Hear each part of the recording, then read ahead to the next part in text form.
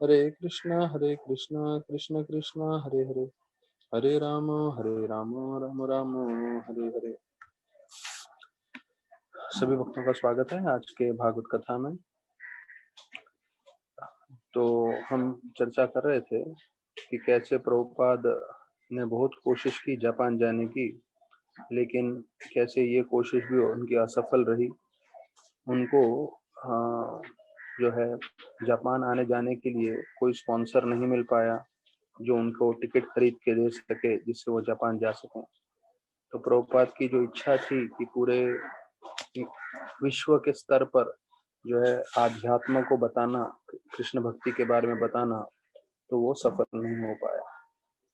तो अभी हम आगे देखते हैं कि जुलाई 1972 की बात है।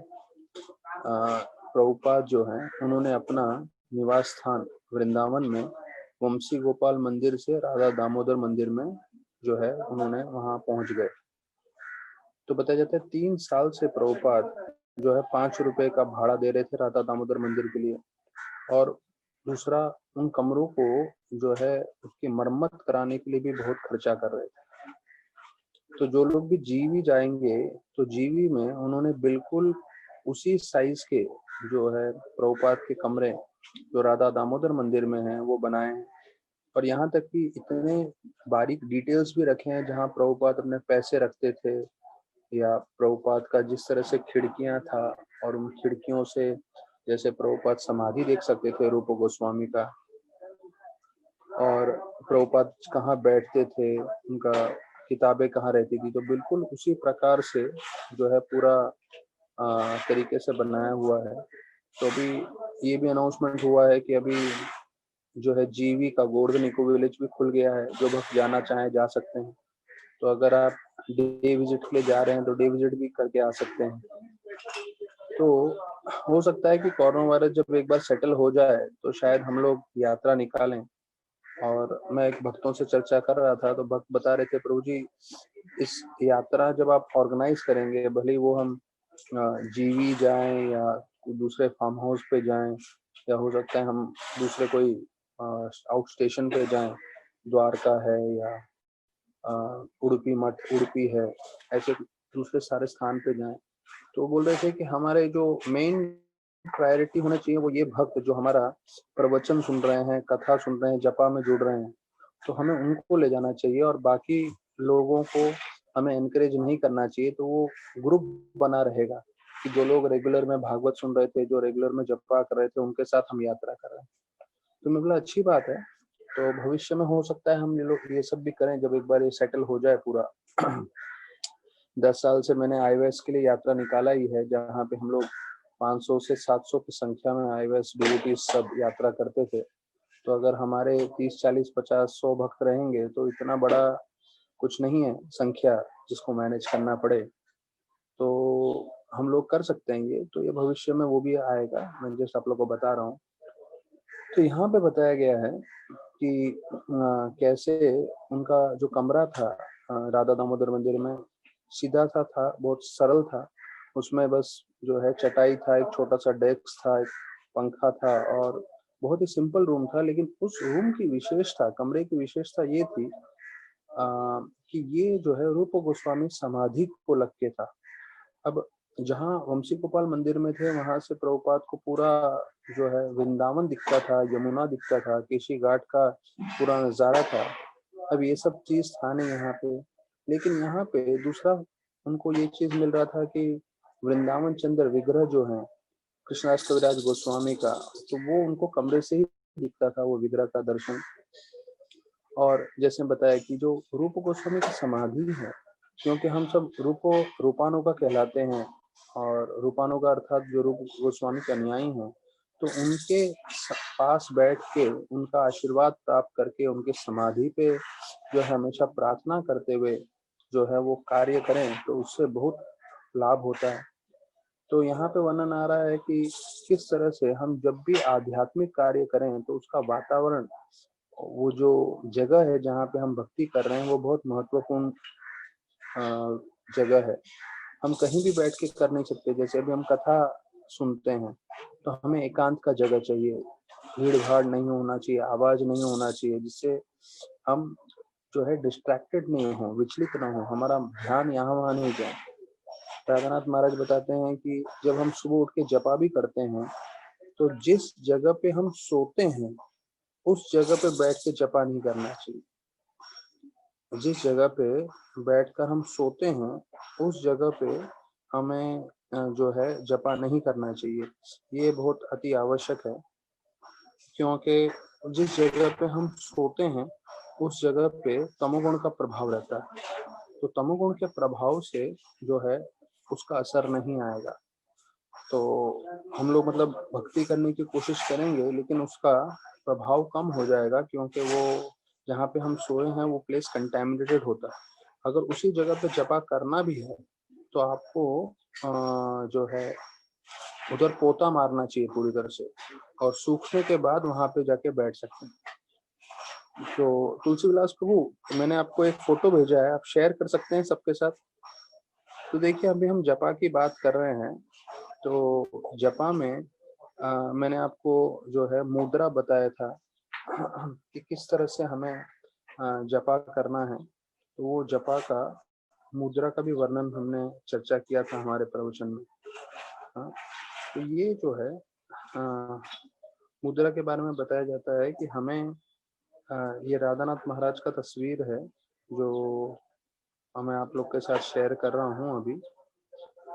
तो इसमें महाराज देखिए उनके हाथ का जो मुद्रा है वो बिल्कुल वैसे ही है जैसे मैंने बताया था। पहला इसको उनका लेफ्ट हैंड, राइट हैंड में तो उनका जप माला है और लेफ्ट हैंड में जो है उनका पहला उंगली और अंगूठा जुड़ा हुआ है।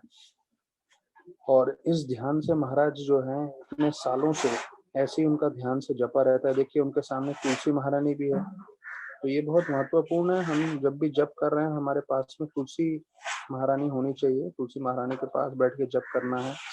और जैसा मैंने बताया आंख बंद करके जप करें वो ज्यादा उत्तम रहता है आंख खुला रहने से। तो हो सकता है सब लोग बोलेंगे कि प्रभु जी अभी तो हम जूम पे जपा करते हैं और जूम पे हमें देखना होता है कि कौन कौन जपा कर रहे हैं। तो वो एक दो माले के बीच में एक बार देख लें वो ठीक है। ऐसा नहीं कि जपा करते समय पूरा टाइम आप जूम पे ही नजर रख के बैठे हैं और आपका ध्यान जपा में नहीं है, तो वो आपका उद्देश्य नहीं होना चाहिए। आपका उद्देश्य होना चाहिए कि आप जो है सब लोग साथ में जो है आंख बंद करके ज्यादा से ज्यादा जप कर सकें।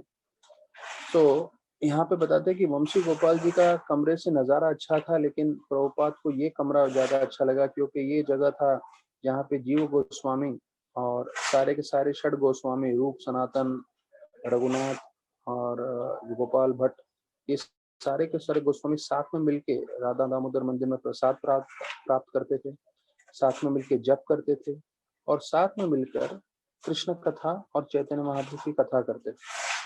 तो देखिए चैतन्य महाप्रभु के डायरेक्ट एसोसिएट्स वो हैं षड गोस्वामी, उनके जो डायरेक्ट पार्षद हैं। और उन सब में ये बहुत जरूरी चीज था कि साथ में मिलके प्रसाद लेना, साथ में मिलके जप करना और साथ में मिलके कथा करना।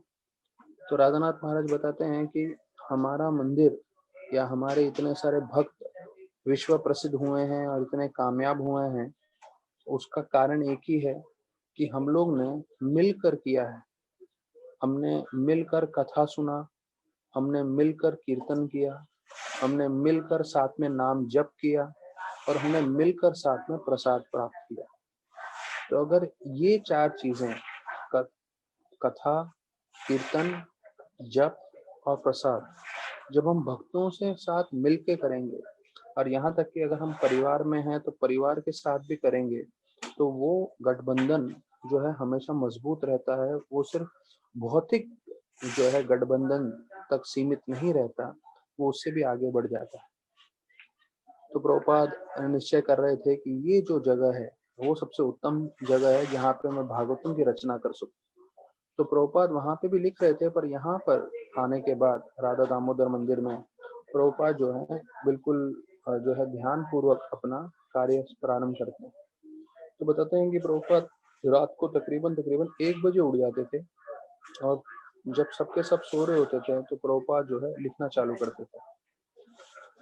तो बोलते हैं कि वहां पे बिजली भी नहीं होता था कई बार, या बिजली का जो है कनेक्शन चला जाता था तो प्रभुपाद के पास हमेशा लालटेन भी रहता था और लालटेन लगा के जो है प्रभुपाद रात भर कार्य करते रहते। मैं जस्ट आप लोग को जस्ट ब्रीफ में बता रहा हूँ कि कितना प्रभुपाद ने जो है हमारे लिए कार्य किया है और उस कार्य के फलस्वरूप जो है हमें इतना फायदा हो रहा है, हमें इतना पूरा भागवतम मिल रहा है। तो अभी हमने भागवतम में 15वें श्लोक तक देखा कल कि 15वें श्लोक में ध्रुव महाराज जो है जीव और भगवान दोनों के बारे में भिन्नता कर रहे हैं कि जीव और भगवान में क्या क्या डिफरेंसेस है, क्या क्या दोनों में अलग अलग चीजें हैं। तो वो कल हमने चर्चा की। तो प्रभुपाद तात्पर्य में बताते हैं तो हमने कम से कम 7-8 पॉइंट्स हैं बताए कि कैसे भगवान और हम जीव अलग होते हैं। तो प्रभुपाद तात्पर्य में बता रहे हैं 15वें श्लोक में कि गीता में बताते हैं कि जो मूर्ख लोग हैं, और प्रभुपाद यहाँ पे ये भी लिख रहे हैं जो रास्कल्स हैं।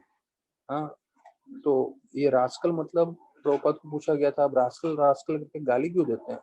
तो प्रभुपाद बोले कृष्ण भगवान गीता में बोलते हैं मूढ़ा मूढ़ा। मूढ़ा मतलब मूर्ख व्यक्ति। तो मूर्ख व्यक्ति करके बोलते हैं। तो वो ही बोलते हैं कि मूर्ख व्यक्ति या उसको रास्कल प्रभुपाद बोल रहे हैं करके। तो प्रभुपाद ऐसे ही बता रहे थे कि जो कृष्ण भगवान बोल रहे हैं मैं उसी को दोहरा रहा हूँ करके, मैं अलग से कुछ नहीं बता रहा हूँ। तो ये प्रभुपाद का कहना था। अभी प्रभुपाद जो है आगे बतलाते हैं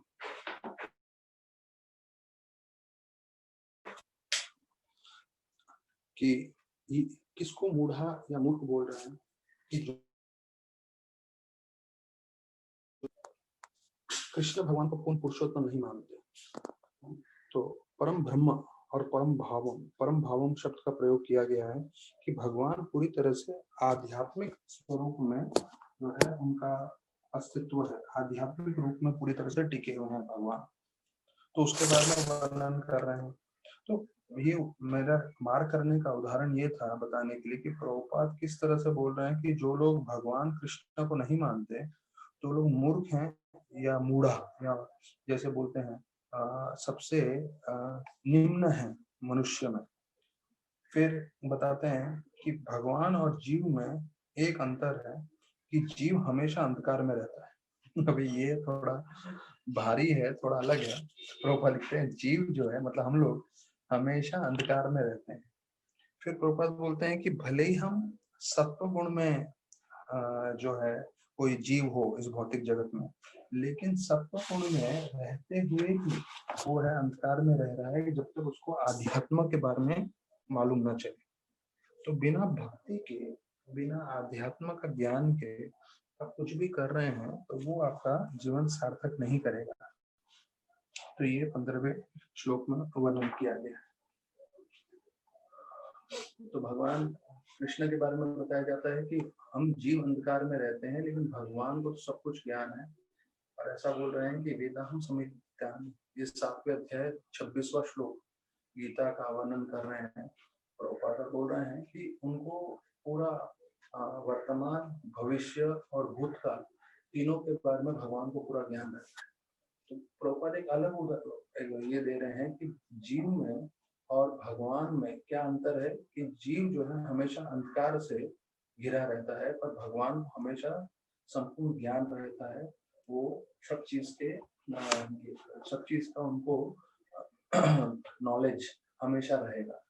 और फिर कथा उपनिषद और ब्रह्म संहिता उन सब के बारे में काफी वर्णन किया है।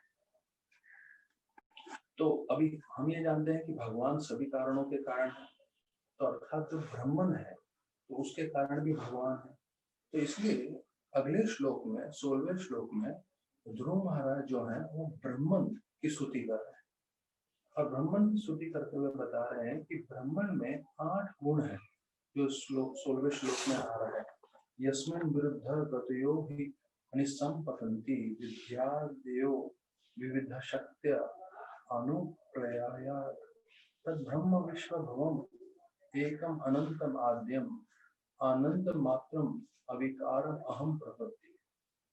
तो ये जो है अहम प्रपद्ये अविकारम अहम प्रपद्ये। अहम प्रपद्ये मतलब मैं प्रणाम कर रहा हूँ। तो मैं किसको प्रणाम कर रहा हूँ? ब्रह्मन। तो इनके 8 गुणों का वर्णन किया है कि उनको मैं प्रणाम कर रहा हूँ। क्या 8 गुण है? पहले कि इस ब्रह्मन भगवान के ब्रह्मन में बहुत सारी शक्तियां हैं। विविध शक्तियां, विविध शक्तियां। देखिए विविध शक्तियां मतलब शब्द से ही आप समझ सकते हैं विविध शक्तियां की बहुत सारी शक्तियां हैं। और विरुद्ध, ये सब विरुद्ध भी है। विरुद्ध मतलब ये कॉन्ट्राडिक्टरी है। कॉन्ट्राडिक्टरी विरुद्ध जो है उसका इंग्लिश वर्ड है। विरुद्ध मतलब जो विपरीत हो। तो भगवान की शक्तियां विपरीत हैं। अब ये भगवान की शक्तियां विपरीत कैसे हैं, जो मुझे भी थोड़ा समझ में नहीं आया था। तो अभी जब हम चर्चा करेंगे उसके तात्पर्य में, तब हम प्रभुपाद बता रहे हैं कैसे भगवान की शक्तियां भी विरुद्ध है या विपरीत है। और वो बोलते हैं इस विश्व भावम, आपके ब्रह्मन के द्वारा इस सृष्टि का निर्माण होता है, इस सृष्टि का जो है कार्य चलता है।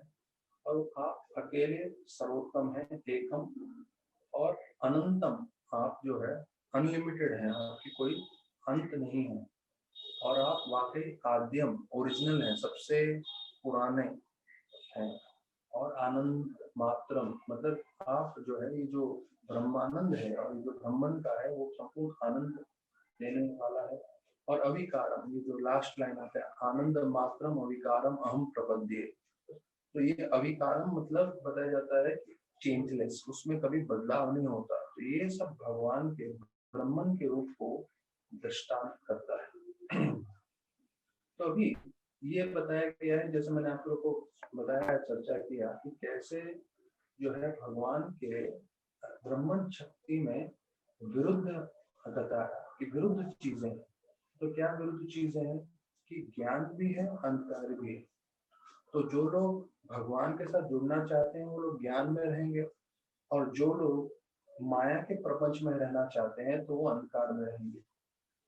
भगवान के निर्माण में, सृष्टि के निर्माण में क्रिएशन और डिस्ट्रक्शन मतलब निर्माण भी होता है, विनाश भी होता है।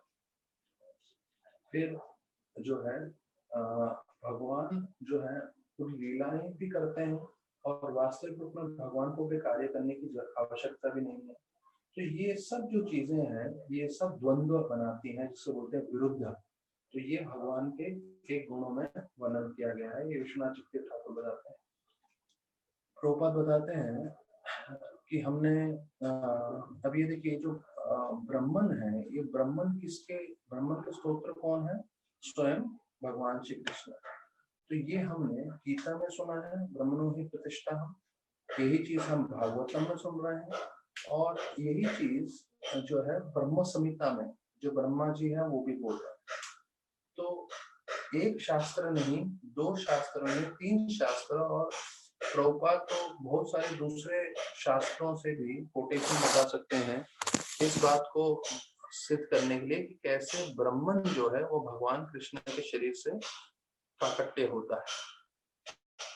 तो बताया गया है, in that unlimited effulgent aura of the Supreme Personality of Godhead, there are innumerable universes and innumerable planets of different categories. तो ये जो भगवान का शारीरिक प्रकाश है जो निकल रहा है, उसमें अनगिनत सृष्टियां हैं, और अनगिनत सृष्टियों का जो है उसमें यूनिवर्सेस ऑफ प्लैनेट्स हैं। अभी यूनिवर्सेस ऑफ प्लैनेट्स हम लोग ज्यादा चर्चा नहीं कर सकते, क्योंकि हम लोगों को इस भौतिक जगत में पृथ्वी के अलावा ही ज्यादा हमें ज्ञान नहीं है। तो अगर हमें पृथ्वी के अलावा दूसरे लोगों का मालूम नहीं है, तो अभी हम आध्यात्मिक में कितने सारे लोग हैं उसका चर्चा नहीं कर सकते। तो बस इतना बताया गया है कि ये ब्रह्मन में बहुत सारे लोग हैं, और बहुत सारा, इसका थोड़ा और वर्णन करेंगे प्रभुपाद, तो उस हिसाब से हम समझेंगे। तो प्रभुपाद विश्वनाथ चक्रवर्ती ठाकुर जो हमारे आचार्य हैं वो बोलते हैं कि जो ब्रह्मन है जो ब्रह्मन का प्रकाश है, उसमें लोग कब प्रकाश आकर्षित होते हैं? जिन लोगों को भगवान के बारे में मालूम नहीं, या जिनको भगवान का ज्ञान नहीं है। जैसे हम लोग कौन पुरुषोत्तम, राधा गोपीनाथ, राधा श्याम सुंदर, कृष्ण के विग्रह की पूजा करते हैं, राधा कृष्ण को पूजते हैं। जो लोगों को इसका ज्ञान नहीं है वो लोग जो है ब्राह्मण के प्रति आकर्षित होते हैं, और ऐसे लोगों को ज्ञान मिश्र भक्त कहा गया है, कि वो लोग जो है भक्ति के साथ साथ इस ज्ञान में भी आकर्षित होते हैं, ब्राह्मण के ज्ञान में। तो बोलते हैं, जैसे ये हम लोग ने, जब मैं इस्कॉन में नया नया जुड़ा था, तो उसमें ब्रह्मन, परमात्मा और भगवान का मैंने अपने शायद जब भागवत में हम लोग चर्चा कर रहे थे तब हमने पहले भी बताया था कि कैसे अगर आप दूर से स्टेशन पे हो और पहली बार आप ट्रेन आपने देखा नहीं है, रात का समय है, तो जब पहली बार आप ट्रेन को आते हुए देखोगे तो पहले से प्रकाश देखोगे, फिर आप बोगियां देखोगे, और उसके बाद जब आप बोगी के अंदर जाओगे तब आप लोगों को मिलोगे। तो बोलते हैं उसी प्रकार से जो पहला स्तर है भगवान को जानने में, तो लोगों को जिनको भगवान का पूर्ण ज्ञान नहीं है, तो पहले स्तर पे उनको ये प्रकाश दिखता है, वो है ब्रह्मन की परिभाषा, जो पूरा प्रकाश है। तो प्रभुपाद बताते हैं, लेकिन जिन भक्तों को पूरी तरह से आध्यात्म का ज्ञान है, वो लोग ब्राह्मण से आकर्षित नहीं होते, पर वो लोग भगवान की दिव्य लीलाओं में आनंद प्राप्त करते हैं। जैसे हम लोग भगवान की कथा सुनते हैं, भगवान की भागवत का चर्चा कर रहे हैं, तो ये जो आनंद है वो ब्रह्मानंद का आनंद से भी बढ़कर है। तो बोलते हैं जब हम इस आनंद में जो हम पहुंचते हैं, तब संपूर्ण रूप से हम आध्यात्मिक आनंद की प्राप्ति कर सकते हैं। तो जो लोग ब्राह्मण के ऊपर चर्चा करते हैं, निश्चित रूप से उनको आनंद मिलता है, इसलिए तो वो लोग ध्यान कर रहे हैं। अभी आप देखिए, जो भौतिकवादी व्यक्ति लोग होते हैं, वो लोग अपना भौतिक कार्य छोड़ के इतने सारे संस्थाओं में जुड़ जाते हैं, और आप इन सारे संस्थाओं में देखोगे तो हो सकता है उनके पास आध्यात्म ज्ञान कुछ नहीं है, पर कम से कम वो लोग सत्व गुण का जीवन व्यतीत कर रहे हैं। तो सत्व गुण का जीवन व्यतीत करने के कारण, जैसे मांसाहार नहीं कर रहे होंगे, या शराब नहीं पी रहे होंगे, या जुआ नहीं खेल रहे होंगे, अवैध पुरुष और स्त्री का संग नहीं कर रहे होंगे, तो उसमें जुड़ने से भी लोगों को शांति प्राप्त हो जाती है। तो कम से कम उनका जीवन सत्व गुण में आ जाता है, इसलिए वो लोग आकर्षित हो जाते हैं। लेकिन सबसे उत्तम आनंद प्राप्त होगा जब हम भगवान की लीलाओं का चर्चा करने लगेंगे, उसको समझने लगेंगे। तो वो उदाहरण दे रहे हैं विश्वनाथ चक्रवर्ती ठाकुर, कि अगर आपको कोई शहर में जाना है, और समझ लीजिए आप लोग हाईवे पे हैं, तो हाईवे पे हैं और समझ लीजिए आप लोग गाड़ी से जा रहे हैं कोई नए शहर की तरफ जहाँ पे आप गए नहीं हैं, तो जिस तरह से आप गाड़ी जैसे जैसे उस शहर के पास आते जाएगा, तो आपको थोड़ा थोड़ा अनुभव होने लगेगा। जैसे हम लोग ट्रेन में जाते हैं, तो कई बार हम ट्रेन में ट्रेवलिंग करते हुए बीच गांव में रहते हैं, या खेती में रहते हैं, या पहाड़ों के बीच में रहते हैं, पर जैसे ही शहर आने लगता है तो थोड़े थोड़े मकान दिखने लगते हैं, और जैसे हम पूरी तरह से शहर में एंटर कर लेते हैं, तो पूरा पूरा बोलते हैं ना, क्राउड, लोगों का भीड़ भाड़ रहेगा, गाड़ियां रहेंगी, बहुत सारे मकान चिपक चिपक के रहेंगे। तो ये जो है पहाड़ों में, खेत में नहीं दिखाई देगा आपको, शहर में दिखाई देगा। तो बोलते उसी प्रकार से कोई ब्राह्मण की तरफ आकर्षित होता है, तो वो एक मार्ग है जिससे वो प्रगति कर रहा है, और वो करते हुए आगे बढ़ता है। लेकिन उसको संतुष्टि तभी आएगी जब वो पूरी तरह से शहर में प्रवेश करेगा। तो उसी प्रकार से हमें भी संतुष्टि तब आएगी जब हम भगवान में पूरी तरह से भगवान के बारे में ज्ञान प्राप्त करेंगे और भगवान की भक्ति करने लगेंगे। तो अभी मैं जो है थोड़ा अटेंडेंस के बारे में बता दूं। हमारे कई भक्तगण हैं जो बहुत मेहनत करके रोज सुबह को जपा में जुड़ रहे हैं, और जपा में हमारे तुलसी विलास प्रभु पूरा अटेंडेंस मेंटेन कर रहे हैं, काफी मेहनत करते हैं वो। बाकी सब लोग जपा करते रहते हैं, उन्होंने मेंटेन किया है अटेंडेंस शीट, और आप लोग सुन के चौंक जाएंगे, कम से कम 104 लोग हैं हमारे अटेंडेंस मास्टर में। ऐसे दिखने में 15-20 लोग ही लगते हैं, तो मुझे कभी लगा नहीं 30-40 लोग से ज्यादा होंगे, पर उन्होंने जब मुझे अटेंडेंस मास्टर भेजा तो मालूम चला 104 लोग हैं। और जो है पहले मैं आप लोग को उन डिवोटीज का नाम बताऊंगा कि जो है कितना परसेंटेज वो लोग चैंटिंग कर रहे हैं। एक एक महीने का प्रभु जी ने पूरा अटेंडेंस लिया हुआ है, और कौन से दिन वो लोग आए थे, और प्रभु जी पूरा प्रेजेंट लगाते रहते हैं। तो शायद कई लोग इसमें नहीं होंगे इस प्रवचन में, जो अटेंडेंस जिनके बारे में मैं बता रहा हूँ, पर फिर भी मैं बता देता हूँ। तो नाम शुरुआत आ रहा है, मैं सिर्फ जिनके हाई परसेंटेज है उनका ही नाम ले रहा हूँ। एक आदिकर्ता प्रभु है जो ओबराय में काम करते हैं, तो उनसे भी शायद हो सकता है हम लोग जब समय मिलेगा थोड़ा उनका भी साथ भी हम बातचीत करेंगे, क्योंकि उनको एक अलग अनुभव है। ओबराय में काम करते हैं और ओबराय मतलब पूरा बॉम्बे का क्रीम है जगह, ओबराय टावर्स, और उनका अनुभव और उनके सब चीजें आपको मैं बताऊंगा। तो उनका 82% है अटेंडेंस, मतलब पूरा ऑलमोस्ट फुल 100% अटेंडेंस के करीबन है। आदित्य प्रभु का 86% है।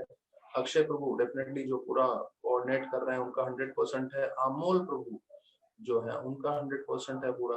बम बहादुर तिवारी जी उनका 100% है। अच्छा, बम बहादुर तिवारी के साथ उनकी माता जी का है अनीता तिवारी, उनका भी 100% है। वो ठीक 5 बजे पहुंच जाती हैं और रोज 7 बजे से पहले उनका 16 माला हो जाता है। तो वेरी इंस्पायरिंग, काफी उत्साहित है माता जी। तो उनका है। और अपूर्वा चौहान माता जी, वो भी सुबह सुबह पहुंच जाती हैं, उनका भी ऐसा ही है। और एक और है हमारे श्याम लीला प्रभु, उनकी जो है माता जी, श्यामा नाम है उनका, श्यामा शायद नाम है। तो ध्रुव क्लासेस करके उनका आता है, वो भी जुड़ती हैं सुबह को। फिर करुणा सारस्वत माता जी, रवि शर्मा जी की मिसेज, वो, फिर आदित्य की मम्मी, ये सब जुड़ रहे हैं। तो ये माता जी का हो गया। फिर हमारे भाविन प्रभु का 82% है। धीरेन 86% है। देखिए धीरेन जब 86% पे है तो मैं जस्ट आप लोग को ये बताना चाहूंगा कि देखिए जिसको करना है वो कहीं से भी करेगा। अभी धीरेन ऐसे हैं कि कनाडा में बैठे हुए हैं और ऐसा नहीं है कि हम लोग उनको बार बार फोन कर रहे हैं, बोल रहे हैं। जैसे कई आईवेएस स्टूडेंट्स को मुझे बोलना पड़ता है, मलाड के पूरे ग्रुप डिवोटीज को हम लोग ने फोन सिस्टम लगाया है करने के लिए, वस्ते के डिवोटीज को फोन सिस्टम हम कर रहे हैं। पर धीरेन जी को एक बार भी बोलना नहीं पड़ता है, फिर भी उनका अटेंडेंस 86% है। ये बात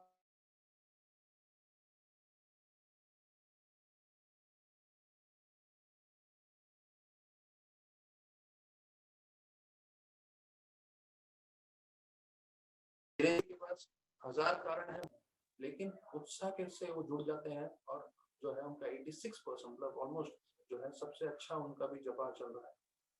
फिर दिलीप जी का 68% है। घनश्याम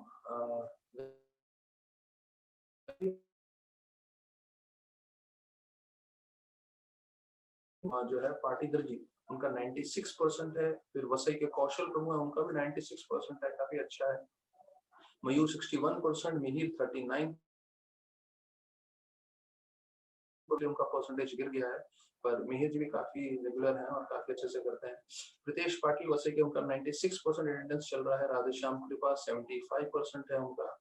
और राजेश खरात 68%, रवि शर्मा जी 93%, रौनक 82%, तेजस 89%, विशुद्ध सत्व 75%। तो देखिए इसके साथ अभी और 103 तक नाम है यहाँ पे। मैं सबका नाम नहीं ले रहा हूँ समय के पाबंदी के कारण, और सबका इतना अटेंडेंस है भी नहीं। ये जो रेगुलर लोग हैं वो आ रहे हैं। तो मेरा उद्देश्य ये था आप लोग को बताने का, जिससे हम थोड़ा प्रेरणा ले सकें और बाकी सब लोग भी जुड़ सकें इस जो जपा सेशन से है। तो जैसे मैं एक दूसरे भक्त को बता रहा था आज कि देखिए जीवन भर भक्ति करना है, और आप भक्ति कर रहे हैं कि नहीं वो कैसे मालूम चलेगा? जब आप यहाँ जपा में जुड़ेंगे। तो जपा में आपके जुड़ने से हमें ये मालूम चलता है कि हाँ आपका चैंटिंग क्या चल रहा है, या आप आ रहे हैं या नहीं आ रहे हैं। तो मैंने बोला दीक्षा लेने का मतलब ये नहीं है कि यहाँ जपा में दिखे नहीं और बोले मैं अपना अकेले से जपा कर रहा हूँ। अगर किसी ने दीक्षा ले लिया है उसके लिए तो ज्यादा रूप से इसको जैसे ग्रुप में जुड़ना चाहिए और हमारे साथ जप करना चाहिए, जिससे वो दूसरों को प्रेरणा दे सके और उसको देख के काफी लोग जुड़ सके। तो ये हमने 16वें श्लोक में भी देखा कि विश्वनाथ चक्रवर्ती ठाकुर कैसे जो है वर्णन कर रहे हैं। कोई शहर की तरफ जाता है तो कैसे उनको शहर की तरफ जाते समय अलग अलग चीज दिखते हैं। तो उसी प्रकार से ये तात्पर्य में प्रभुपाद जो है विश्वनाथ चक्रवर्ती ठाकुर का लास्ट लाइन में डिस्कस करते हैं। तो पैराग्राफ के 4, 5, 6 लाइन में विश्वनाथ चक्रवर्ती ठाकुर का 16वें श्लोक में वर्णन कर रहा है। अभी जो है 17वें श्लोक में वर्णन आ रहा है। 17वां श्लोक भी जो है वो बहुत महत्वपूर्ण है। वो ध्रुव महाराज प्रार्थना कर रहे हैं भगवान से कि आप मुझे मेरे पे कृपा करें। तो हम ये श्लोक साथ में बोल सकते हैं। सत्याशिषो हि भगवान स्तव पाद पद्मम् आशीष तथा तथा अनु भजतः पुरुषार्थ मूर्तेः अपि एवं आर्य भगवान परिपाति दीनान् वाश्रेय वत्सकम अनुग्रह कतारो स्मान। तो इसमें बोल रहे हैं कि आपके जो चरण कमल है उसको प्राप्त करने से हमें संपूर्ण रूप से आशीर्वाद मिल सकता है। और यहाँ तक कि जितने भी भौतिक आशीर्वाद हैं उसमें से सबसे उत्तम वो है आध्यात्मिक आशीर्वाद जो आपके चरणों से प्राप्त हो सकता है। वो है पहले लाइन का मतलब, सत्याशीषो ही भगवं तव पाद पद्मम। तव पाद पद्म मतलब एक बार हम भगवान के चरणों के स्पर्श में आ गए तो ये भौतिक रूप से आपको जो आशीर्वाद मिले उससे भी सबसे उत्तम है। तो अभी देखिए, ये पहले लाइन से जो ध्रुव महाराज का हम सुन रहे हैं तो हमें एक चीज समझना है कि कैसे जो हम आध्यात्म रूप से भक्ति कर रहे हैं, श्रवण कर रहे हैं, तो वास्तविक रूप में हम भगवान के चरणों से जुड़े हुए हैं। तो भगवान के चरणों से जुड़ने के कारण जो है हमें जो आनंद प्राप्त हो रहा है तो ये आनंद को बोलते हैं भौतिक और आध्यात्मिक सबसे उत्तम आनंद है। तो भौतिक रूप से तो कोई खास तुलना है ही नहीं, क्योंकि भौतिक रूप से तो वास्तविक रूप में जो है उसको निम्न ही माना जाता है, पर आध्यात्मिक रूप से भी सबसे उत्तम माना जाता है। तो पहला लाइन ये हो गया। दूसरे लाइन में बोलते हैं कि आपको you are the very form of human goals, मतलब आपको प्राप्त करना मनुष्य जीवन का देह है, उद्देश्य है। और आपको कौन प्राप्त कर पाता है? आपको वो लोग प्राप्त कर पाते हैं जिनका कोई भौतिक इच्छा नहीं। तो कोई भौतिक इच्छा न हो तब आप भक्ति करें। तो प्रभुपाद तात्पर्य में इसमें विस्तार पूर्वक बताने वाले हैं, पर यहाँ पे सिर्फ जो ट्रांसलेशन में दिया वो मैं बता रहा हूँ। तो आपको कौन प्राप्त कर सकता है? जो भौतिक इच्छा नहीं रखता। फिर बोलते हैं ये आखिरी दो लाइन में कि आप बहुत कृपालु हैं और आप जो है अपने भक्तों को हमेशा संभाल के रखते हैं। उदाहरण दे रहे हैं जिस तरह से गैया अपने बछड़े को हमेशा संभालते हैं।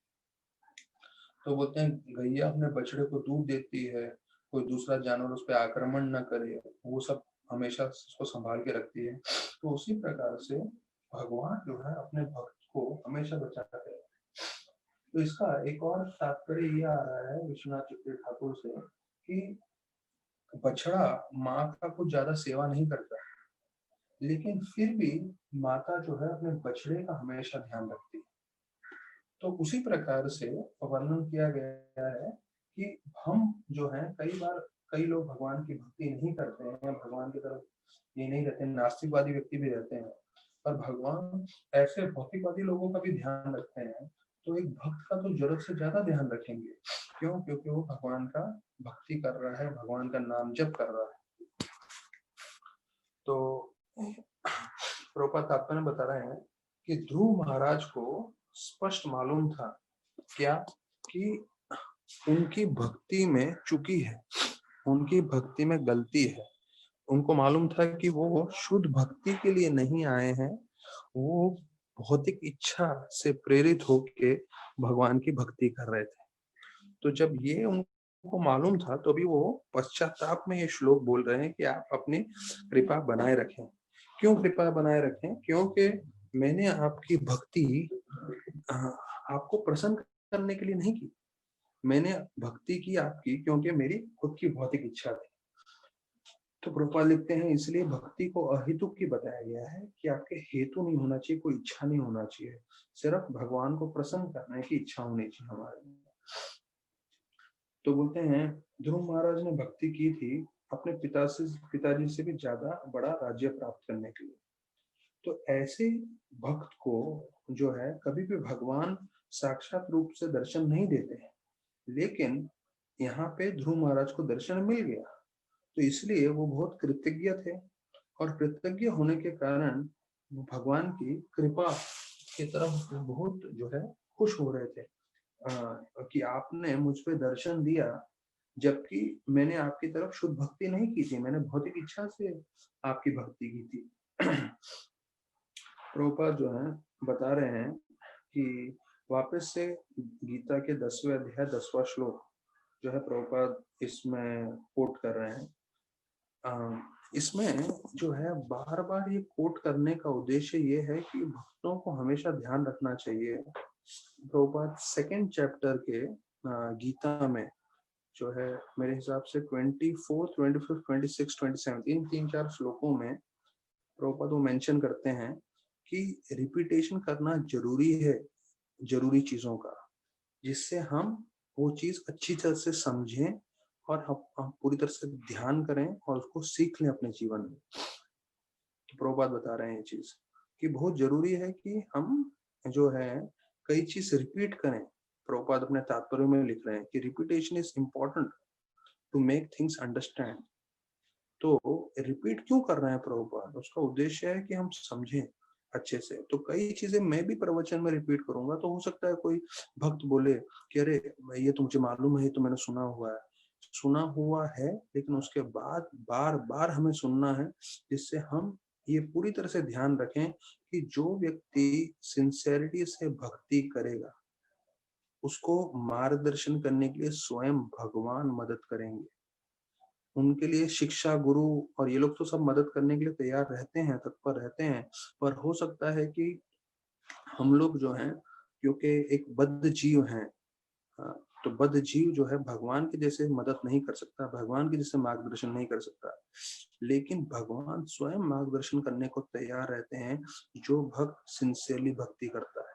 ददामी बुद्धि योगम तम येन माम उपयन्ति ते। तो किसी भी भक्त को भक्ति करते समय निराश नहीं होना चाहिए, उसको उत्साह नहीं छोड़ना चाहिए, ये सोचते हुए कि मेरे को मार्गदर्शन कौन करेगा। अगर आप तीव्रता से भक्ति करेंगे तो आपकी तीव्रता देख के स्वयं भगवान आपको मार्गदर्शन करेंगे। ये बार बार प्रभुपाद दोहरा रहे हैं। जहां तक मुझे मालूम है चौथे स्कंद में ही या इसी अध्याय में एक दो बार आ चुका है, और इस चैप्टर में और इस चौथे स्कंद में कम से कम प्रभुपाद ने 6-7 बार ये चीज बता चुके हैं। तो ये प्रभुपाद बार बार ये चीज बता रहे हैं क्योंकि हम भक्तों को जो भक्ति कर रहे हैं हमें पूरी तरह से श्रद्धा होना चाहिए कि अगर हम प्रामाणिकता से भक्ति कर रहे हैं कृष्ण हमारे साथ है। और देखिए इसका प्रूफ ऐसा है, जितने भी लोग हैं जो श्रवण कर रहे हैं इसका, अगर आप लोग सुबह उठ के ब्रह्म मुहूर्त में जपा कर रहे हैं, भागवत सुन रहे हैं, पढ़ रहे हैं और जितनी अपनी क्षमता है सेवा कर रहे हैं, तो देखिए आप लोगों को स्वयं सभी भक्तों को कृष्ण भगवान का हस्ताक्षेप दिखेगा। जैसे कदम कानन महाराज को पूछा गया था क्या आप भगवान को देख सकते हैं, तो उन्होंने बोला मैंने भगवान को नहीं देखा है पर भगवान के हाथ को देखा है, भगवान का हस्ताक्षेप देखा है। तो वो देखना मतलब भगवान को देखने के बराबर है, कदम कानन महाराज बोले। तो उसी प्रकार से मैं रिक्वेस्ट कर रहा हूँ सभी भक्तों को, आप सिंसियरली प्रैक्टिस करते रहिए, अपनी सिंसियरिटी बढ़ाइए और देखिए कैसे कृष्ण भगवान आपके साथ पर्सनली जो है रेसिप्रोकेट करेंगे। तो प्रभुपाद लिख रहे हैं कि devotee must be sincere in his devotional service, then although there may be many things wrong on the devotee's part. मतलब हम अगर सिंसियरली भक्ति कर रहे हैं और हो सकता है हम में बहुत सारी त्रुटियां हो, हम में बहुत सारी गलतियां हो, तो कृष्णा जो है तब भी हमें मार्गदर्शन करेंगे और हमें जो है धीरे से जो भक्ति का सबसे ऊंचा स्तर है वहां पे ले जाके पहुंचा देंगे। अब देखिए यहाँ प्रभुपाद ने शब्द इस्तेमाल किया है आप और मेरे जैसे भक्तों को प्रोत्साहन देने के लिए कि हो सकता है devotee there may be many things wrong on the devotee's part. मतलब एक भक्त जो है बहुत सारी गलतियां कर रहा होगा, मेनी थिंग्स, ऐसा नहीं बोल रहे एक गलती कर रहा है, यहाँ बोल रहा है बहुत सारी गलतियां हम लोग कर रहे होंगे, लेकिन कृष्ण भगवान फिर भी हमको मार्गदर्शन करते रहेंगे और हमको शुद्ध भक्ति के स्तर पर लेके जाएंगे। हमारे तरफ हमें क्या चाहिए, हमें जरूरी चीज ध्यान रखना है, भले हम गलतियां कर भी रहे हैं तो वो है कि हमें सिंसियर रहना है। अगर हम तीव्रता से भक्ति कर रहे हैं और भक्ति करते समय हमारा दूसरा कोई हेतु नहीं है, तो फिर भी हमारी जो गलतियां हैं, हमारे अनर्थ हैं, तो उससे विचलित नहीं होना है, क्योंकि भगवान ऐसे भक्त को जिसमें त्रुटियां हैं, गलतियां हैं, अनर्थ हैं, उसको भी धीरे से ले जाके शुद्ध भक्ति के स्तर पे लेके जाएंगे। ये प्रभुपाद के शब्द हैं, जो एक आचार्य है, जो पूरा उनको साक्षात्कार हो गया है, वो बोल रहे हैं। तो हमें पूरा विश्वास होना चाहिए कि हमें सिंसेरिटी से भक्ति करना है। हमारे में जो भी अनर्थ हैं, जो भी त्रुटियां हैं, उस पे ज्यादा हमें प्रभावित नहीं होना चाहिए। तो बोलते हैं चार पुरुषार्थ हैं, ये लास्ट पैराग्राफ में आ रहा है, प्रभुपाद वर्णन कर रहे हैं। चार पुरुषार्थ होते हैं, धर्म, अर्थ, काम, मोक्ष। तो विशेष रूप से लोग ये चार पुरुषार्थ के पीछे ध्यान रखते हैं, पर प्रभुपाद बोल रहे हैं एक और पुरुषार्थ होता है जिसे बोलते हैं पंचम पुरुषार्थ। वो पुरुषार्थ क्या है? जो हम पूर्ण पुरुषोत्तम भगवान को समझने की कोशिश करें। मतलब हमारा भगवान जो है वो हमारे जीवन का उद्देश्य है, तो उसे बोलते हैं पंचम पुरुषार्थ। तो भक्तगण ये चार पुरुषार्थ में नहीं लगे रहते, धर्म, अर्थ, काम, मोक्ष। भक्तगण पंचम पुरुषार्थ में लगे रहते हैं, जहाँ जो प्रभुपाद वर्णन कर रहे हैं। और इसलिए प्रभुपाद बता रहे हैं कि चैतन्य महाप्रभु ने हमें सिखाया कि हम सिर्फ शुद्ध भक्ति के बारे में जो है वर्णन करें, शुद्ध भक्ति के बारे में वर्णन करें, शुद्ध भक्ति की इच्छा रखें, क्योंकि शुद्ध भक्ति जो है वो भगवान को प्रसन्न करता है, उससे हमारा जीवन सार्थक होगा। तो चैतन्य महाप्रभु का जो प्रार्थना है, न धनम न जन्म न सुंदरी, उसका वर्णन कर रहे हैं यहाँ पे, और उसके बारे में बता रहे हैं। तो मैं एक पद्यावली का एक श्लोक ले रहा हूँ, जिसमें वर्णन किया गया है चैतन्य चरितामृत में, मध्य लीला 8.70 में वर्णन किया गया है, कृष्ण भक्ति रस भाविता मति ही। तो प्रभुपाद ने इस श्लोक से कृष्ण भावनामृत संघ का नाम रखा था। तो अगर हम देखें, International Society for Krishna Consciousness, Krishna भावनामृत, तो कृष्ण भक्ति रस भाविता मति ही, मतलब हम पूरी तरह से कृष्ण के बारे में चिंतन करें। भाविता मति, मति मतलब हमारा जो बुद्धि है वो पूरा कृष्ण भक्ति रस, कि कृष्ण की भक्ति के बारे में, कृष्ण के बारे में हमारा चिंतन, हमारा मन रहे। फिर वो बताते हैं कि ये पद्यावली का जो श्लोक आ रहा है कि हम सिर्फ पुण्य संचित करके कृष्ण की भक्ति नहीं कर सकते। भले ही हमने हजारों जन्मों में पुण्य का संचय किया हो, पर पुण्य के संचय से हमें समझना चाहिए आप भक्ति में प्रवेश नहीं कर सकते। तो बोलते हैं फिर कैसे आप भक्ति को प्राप्त कर सकते हैं? तो एक चीज है जो बोलते हैं अज्ञात सुकृति, जो यहाँ पे पद्यावली के श्लोक में नहीं है, जो मैंने सुना है वो मैं बता रहा हूँ कि जब कभी अज्ञात सुकृति हमें प्राप्त हो तो वो बीज के रूप में प्रयोग होता है। जैसे आपने कभी गलती से प्रसाद खा लिया, जब आपने कभी किसी ने कृष्ण भगवान का नाम सुन लिया, महामंत्र सुन लिया, कहीं भागवत गीता या भागवत का पाठ सुन लिया, या थोड़ा श्लोक सुन लिए, या कोई आध्यात्मिक पुस्तक है, जैसे प्रभुपाद बोलते थे कि कोई हमारे इस्कॉन की किताबें सिर्फ पकड़ेगा, उससे भी उनका जीवन सार्थक हो जाएगा। तो ये सब अगर हम जब करते हैं तो अज्ञात सुकृति प्राप्त होती है, एक एक बहुत छोटे से मात्रा में भी। जैसे प्रभुपाद बोलते हैं हम लोग हरिनाम इसलिए करते हैं क्योंकि जब हम सड़क पे जाके हरिनाम कर रहे होते हैं, तो जो लोग भी हरिनाम सुनते हैं, तो हरिनाम सुनने से उनका आध्यात्मिक जीवन प्रारंभ हो जाता है। तो पुण्य के संचय से हम भक्ति में नहीं जुड़ सकते, पर जो है अज्ञात सुकृति से हम भक्ति में जुड़ सकते हैं। लेकिन भक्ति में एक बार जुड़ गए हम लोग, जैसे अभी जितने भी भक्तगण श्रवण कर रहे हैं और मैं जब कथा कर रहा हूँ, हम लोग जुड़ गए हैं। आगे बढ़ने के लिए बताया गया है पद्यावली में, तत्र लौल्यम अपि मूल्यम एकम, लौल्यम अपि एकम मूल्यम अपि मूल्यम एकम। लौल्यम, लौल्यम मतलब ग्रीड। जैसे लोभी व्यक्ति होता है, तो लोभी व्यक्ति होगा तो उसको हमेशा पैसा कमाने के बारे में सोचता रहेगा, हर जगह देखेगा अरे यहाँ से मैं पैसा कमा लूं, यहाँ से मैं धंधा कर लूं, ऐसे कर लूं, ऐसे कर लूं। तो लौल्यम एक मूलम, तो बताया जाता है कि अगर हम लोभी व्यक्ति की जैसा लौल्य ग्रीडी रहेंगे कृष्ण भक्ति में प्रगति करने के लिए, तो वो हमारा जो है वो ही एक प्राइस है भक्ति में प्रगति करने का। तो बोलते हैं if it is available somewhere one must purchase it without delay. मतलब ये जो भक्ति है इसको प्राप्त करने का मार्ग क्या है, यहाँ पे एक चीज बताया गया कि मूल लौल्यम एक मूलम। तो हम पूरी तरह से लोभी के जैसे पूरी तरह से आकर्षित हो जाए और उसके लिए मेहनत करें तो हम उसको प्राप्त कर सकते हैं। फिर एक हरि भक्ति विलास का जो है श्लोक आता है जो शरणागति की परिभाषा बोलता है। अभी हमने गीता में सुना है सर्वधर्मान परित्यज्य मामेकम शरणम व्रज। तो शरणम जो शब्द आता है शरणागति किसे बोलते हैं, तो ये जो हरि भक्ति विलास है इस श्लोक में आ रहा है, जो चैतन्य चरितामृत के मध्य लीला के 22वें अध्याय के 100 क्रमांक श्लोक में वर्णन किया गया है प्रभुपाद ने। तो जब भी शरणागति की वर्णन करते हैं तो शरणागति मतलब 6 चीजें होती है। तो ये 6 चीजें का क्या मतलब है जो आप शरणागति, अब जैसे हम बोलते हैं कि हाँ हमें कृष्ण भगवान को शरणागत होना है, तो शरणागत होने का मतलब क्या है। पहला अनुकूल्यस्य संकल्प, कि जो चीजें जो है भक्ति के लिए अनुकूल है हमें स्वीकार करना चाहिए। प्रतिकूल्यस्य वर्जनम, जो चीजें भक्ति के लिए अनुकूल नहीं है उसे हमें छोड़ देना चाहिए।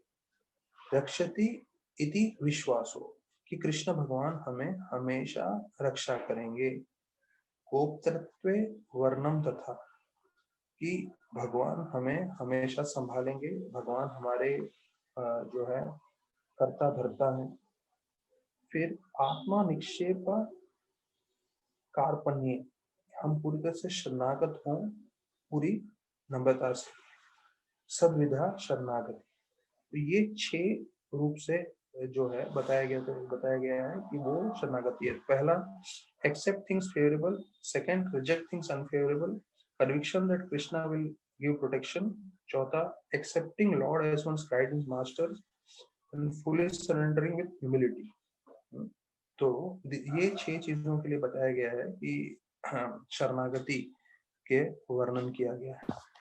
तो हमें ये 6 चीज ध्यान रखना है शरणागत होने के लिए भगवान की भक्ति के। तो देखिए हाँ प्रभुपाद जो है एक बहुत उत्तम चीज बताते हैं। अपने उन्होंने एक लेटर लिखा था, ये है नवंबर 7, 1971 में। बोलते हैं भक्त और भक्त में क्या फर्क है। बोलते हैं भक्त जो है एक मधुमक्खी के समान रहता है और भक्त जो है एक आम मच्छर के समान रहता है। क्यों?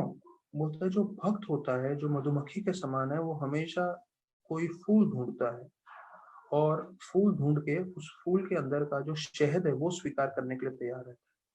और जो मक्खी है वो कहीं ना कहीं घाव किसी को लगा हो, तो किसी का घाव खुला हो, किसी में जगह से चोट लगा हो, खून या पस जमा हो, तो वहां पे जाके मक्खी बैठेगा।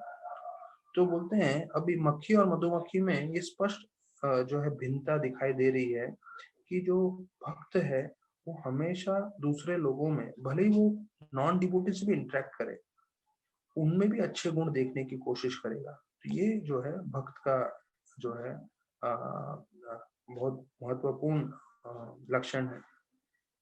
चाणक्य नीति बताते हैं जीवन में जो लोग के साथ रहकर, जो लोग के साथ आप रह रहे हैं वो कोई उनमें से कोई छल करे, आपके साथ धोखा दे, चुगली करे, बातों को गलत तरीके से किसी के सामने रखे, उनका साथ छोड़ देना ही बेहतर होता है। तो ये चाणक्य नीति बता रहा है कि भाई ऐसे लोगों के साथ आप रह रहे हो जो छल कर रहे हैं, झूठ बोल रहे हैं, चुगली कर रहे हैं, तो ये जो है सही नहीं है। हमें ऐसे लोगों का संग छोड़ देना चाहिए, भले ही वो हमारे नजदीक के लोग ही क्यों ना। और बताया जा रहा है दूसरा स्टैटिस्टिक्स है कि 225 दिन हो चुके हैं लॉकडाउन होते हुए, लेकिन इन 225 दिनों में तकरीबन 2 करोड़ से ज्यादा थाली प्रसादम का हमने बांटा है इस्कॉन। देखिए जितना हम आध्यात्म की बात कर रहे हैं तो आध्यात्म सिर्फ बोलने तक नहीं है। बहुत सारे भक्तगण हैं जो कार्य करने के लिए तैयार हैं, जो मदद करने के लिए तैयार हैं, सेवा करने के लिए तैयार हैं। और देखिए यहाँ वर्णन आ रहा है 2 करोड़ के करीब लोगों को प्रसादम बांटा है पूरे भारतवर्ष में, और उसका पूरा स्टेटिस्टिक्स भी है। कुछ सेकंड्स लगेगा, मैं फास्ट आप लोगों को बता देता हूँ। कुरुक्षेत्र में 82,82,000, दिल्ली में 21,52,000, गुड़गांव में 32,30,000, फरीदाबाद में 1,65,000, जयपुर में 23,500, जमशेदपुर में 26,53,000, कोलकाता में 52,000, नागपुर में 4,66,000, और औरंगाबाद में 8,20,000, तो वाड़ा में 15,98,000, मुंबई में सबसे ज्यादा हाईएस्ट है 43,71,000, और सेकंड हाईएस्ट पूना में आ रहा है जो 40,16,000 प्लेट्स प्रसाद बांटे हैं। जालना में 1,74,000, तिरुपति में 1,59,000, राजमुंद्री में 1,28,000। तो अगर आप इसका पूरा टोटल करेंगे तो पूरा 2 करोड़ तक बन रहा है। तो ये सिर्फ हमने भोजन नहीं दिया है, ये पूरे 2 करोड़ थालियां प्रसाद का हमने बांटा है। तो ये जो है आध्यात्म का असर है, और ये लोगों में जो है बदलाव लाता है, मतलब लोगों को मदद होता है। तो मैं एक अच्छा कोट आया था, ये हमारे दूसरे धर्म वालों में से है, पर जब बताया जाता है जो भी हमें अच्छा कुछ सीखने मिल जाए तो हमें सीख लेना चाहिए। तो जो पोप हैं क्रिश्चियन के, वो बता रहे थे कि देखिए, नदी अपना पानी नहीं पीता, पेड़ अपने फल नहीं खाते, सूर्यदेव अपना प्रकाश उनके लिए उपयोग नहीं करता, और ना ही फूल जो है खुशबू अपने लिए रखता है। ये सारे के सारे लोग, सारे के सारे जो है नदी, पेड़, सूर्य और फूल सब दूसरों के लिए कार्य करते हैं। तो उसी प्रकार से बोलते हैं कि प्रकृति का नियम है हम दूसरों के लिए जिए। हमारा जीवन का उद्देश्य होना चाहिए हम दूसरों को मदद करें, भले ही कितनी हमें मुश्किलें आए, भले ही हमें कितना भी परेशानी झेलना पड़े, लेकिन हमें दूसरों को मदद करना चाहिए। तो बोलते हैं जीवन अच्छा होता है जब आप खुश रहते हो, पर जीवन और बहुत बढ़िया हो जाता है, खूबसूरत हो जाता है जब दूसरे आपसे खुश होते हैं। ये लास्ट लाइन में फिर दोहराऊंगा, जीवन अच्छा होता है जब आप खुश रहते हैं, लेकिन जीवन और बढ़िया, खूबसूरत, सुंदर हो जाता है जब दूसरे आपसे खुश होते हैं। तो जब हम दूसरों की निस्सहाय भाव से सेवा करते हैं तो उससे जो है काफी बदलाव हमारे जीवन में और दूसरों के जीवन में भी आ सकता है। तो अभी हम जो है 17वां श्लोक हमने चर्चा सुन लिया, अभी 18वें श्लोक से वर्णन आ रहा है। 18 से 26 श्लोक, ये तकरीबन 8 श्लोकों का क्रमांक है, जहाँ पे भगवान ध्रुव पे जो है आशीर्वचन दे रहे हैं, उनको कृपा दे रहे हैं, और जो उनको जो है लोक चाहिए था, जो सबसे बड़ा लोक है, वो लोक उनको दे के फिर भगवान वहां से चले जाएंगे यहाँ से। तो मैत्रेय उवाच 18वें श्लोक में आ रहा है कि भगवान ने ध्रुव महाराज की प्रार्थनाएं सुनी, और जो हमेशा अपने भक्तों को, अपने जो दासों पे बहुत कृपा करते हैं, वो समझ गए उनकी इच्छा क्या है, उनका उद्देश्य क्या है, और वो बोलने लगते हैं भद्रम ते। तो भगवान उवाचा 19वें श्लोक से अभी वो बोल रहे हैं, भगवान जो है ध्रुव महाराज को बोल रहे हैं कि आपने जो है सुव्रत, तो आपने व्रत लिए थे, आपने जो है इतना भीषण रूप से तपस्या किया था, और मैं आपकी इच्छा जानता हूँ।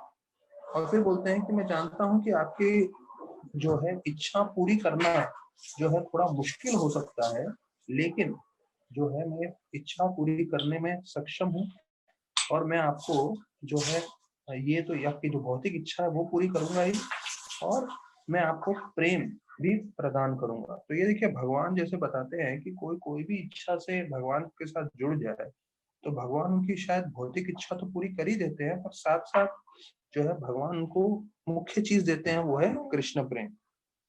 तो अभी यहाँ पे प्रभुपाद 19वें श्लोक के तात्पर्य में बता रहे हैं वास्तविक रूप में ध्रुव महाराज को मालूम था, क्योंकि उन्होंने भौतिक इच्छा भी रखी थी। तो जिनके हृदय में भौतिक इच्छा रहती है वो कृष्ण प्रेम प्राप्त नहीं कर पाते हैं। तो कृष्ण प्रेम को प्राप्त करने में बहुत बड़ी बाधा है भौतिक इच्छा। यही चीज गीता के दूसरे अध्याय के 44 श्लोक में भी लिखा है, भोग ऐश्वर्य परक्ता नाम तया पार्थ चेतसा व्यासात्मक बुद्धि समाधोन विद्यते, कि आप पूरी तरह से भगवान पे ध्यान नहीं कर पाएंगे अगर आपके मन में भोग ऐश्वर्य है, अगर आपको भोग करना है, भौतिक इच्छाएं आपको रखनी है। तो बोलते हैं सबको मालूम था कि ध्रुव महाराज के मन में था कि उनको ब्रह्मलोक से भी बड़ा लोक चाहिए। तो उनके पिताजी है उत्तानपाद, उनके पिताजी थे स्वयंभू मनु, और बताया जाता है उनके पिता थे ब्रह्मा। तो उनके पिताजी, दादाजी और परदादाजी, ग्रेट ग्रेट ग्रेट ग्रैंडफादर, तो उनकी जो इच्छा थी, यहाँ प्रभुपाद लिख रहे हैं, the Lord new Dhruv Maharaj childish ambition. अभी प्रभुपाद के शब्द जैसे मैं बताता हूँ, जब वो उपयोग करते हैं तो एक बहुत ही बदलाव लेकर आते हैं हमारे मन में। अब ध्रुव महाराज की इच्छा क्या है, मतलब ब्रह्मा से ज्यादा, ब्रह्मा लोक से बड़ा उनको राज्य चाहिए था। और उस राज्य को क्या वर्णन कर रहे हैं यहाँ पे कि ये बच्चे के जैसा उसकी इच्छा थी।